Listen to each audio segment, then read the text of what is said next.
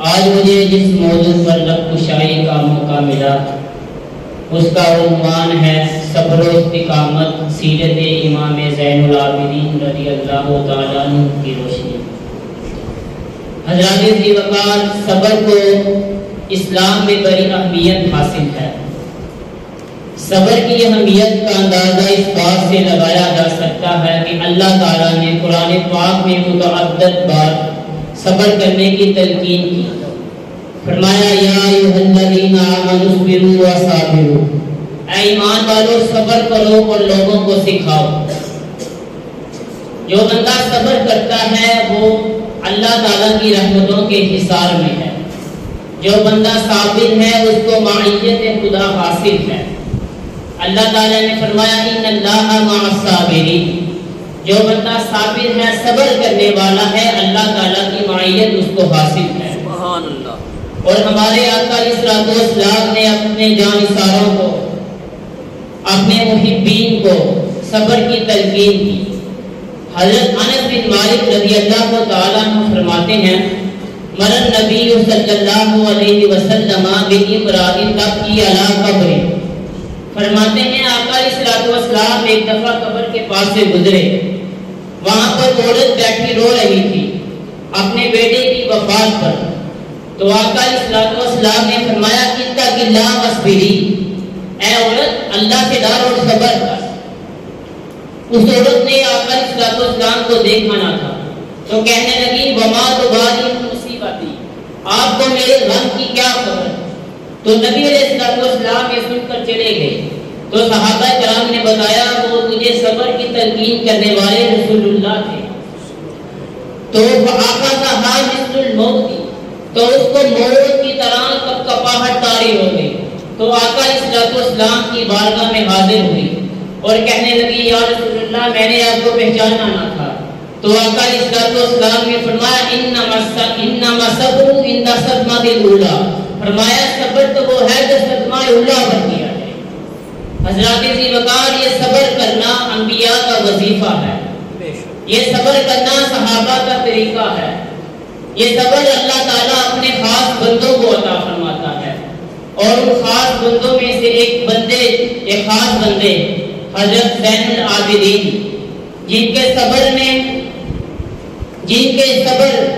صبر کو تاریخ کی تحریروں میں لکھا گیا، جن کے صبر کو تاریخ کی تحریروں میں لکھا گیا، جن کے صبر کے نقوش تاریخ کی تحریروں میں لکھے گئے۔ حضرت زین العابدین، اسیر کربلا، امام سجاد، امام الساجدین، زکی و امین، امام زین العابدین علی بن حسین رضی اللہ تعالی عنہ ہیں۔ حضرات ذی وقار، امام زین العابدین رضی اللہ تعالی عنہ کے سامنے ان کے خاندان کو شہید کیا گیا۔ امام زین العابدین رضی اللہ تعالی عنہ نے کربلا کا سارا منظر اپنی آنکھوں سے دیکھا۔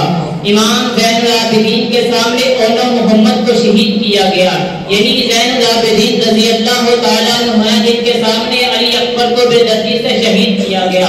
علی اکبر رضی اللہ تعالی عنہ کے گلے میں کہ حلق میں خنجر اتارا گیا، کہ حلق میں تیر اتارا گیا، لیکن امام زین العابدین رضی اللہ تعالی عنہ نے اپنے صبر کے پیمانے کو لبریز نہ ہونے دیا، یعنی ہر حال میں وہ اللہ تعالیٰ کا شکر کرتے رہے، ہر حال میں صبر کرتے رہے۔ ان کے صبر کی مثال سنیے کہ حضرت زین العابدین رضی اللہ تعالی عنہ حج کے حوالے سے جا رہے تھے، کسی جگہ خیمہ لگایا تو سناد بن انس جو کہ قاتلین حسین میں تھا، یہ وہاں سے گزرتا ہوا پانی کی تلاش میں خیمے تک جا پہنچا۔ جب خیمے کا پردہ اٹھایا تو دیکھا یہ زین العابدین ہے، تو جیسے ہی پردہ اٹھایا دیکھتے ہی وہ بھاگ گیا۔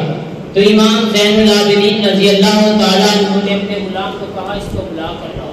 جب اس کو لے کر آئے تو فرمایا کہ تو کون ہے؟ تو کہنے لگا میں مسافر ہوں، پانی کی تلاش میں آیا ہوں۔ تو زین العابدین رضی اللہ تعالیٰ عنہ نے 3 دن اپنے پاس رکھا، اس کی خاطر تواضع کی۔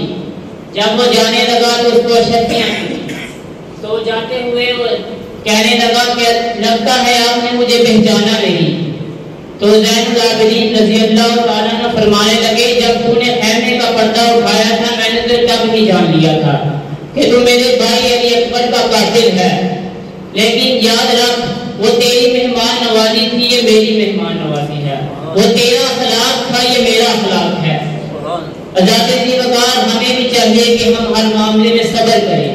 صبر کا ایک مطلب یہ بھی ہے کہ انسان گناہوں سے رک جائے۔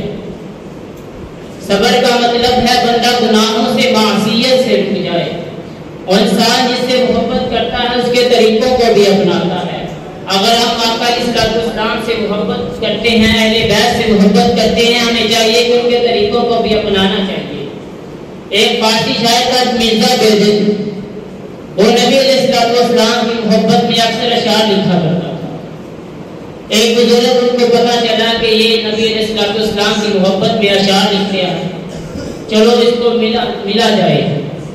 تو ایک دن وہاں پر آئے تو مرزا بیدل کو دیکھا کہ وہ داڑھی تراش رہا ہے۔ جب داڑھی تراشتے ہوئے دیکھا تو آنکھوں سے آنسو آنے لگے۔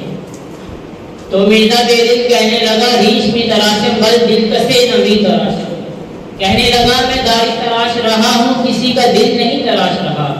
تو اللہ والے فرمانے لگے بل دل رسول اللہ میں تراشی، وہ اللہ کے بندے تو داڑھی نہیں بلکہ رسول اللہ کا دل تراش رہا ہے۔ ہمیں بھی چاہیے کہ ہر حال میں اللہ تعالیٰ کا شکر ادا کرنا چاہیے، ہر معاملے میں نبی علیہ الصلوۃ والسلام کی سنتوں پر عمل کرنا چاہیے، اور ہر معاملے میں صبر کرنا چاہیے۔ وما توفیقی الا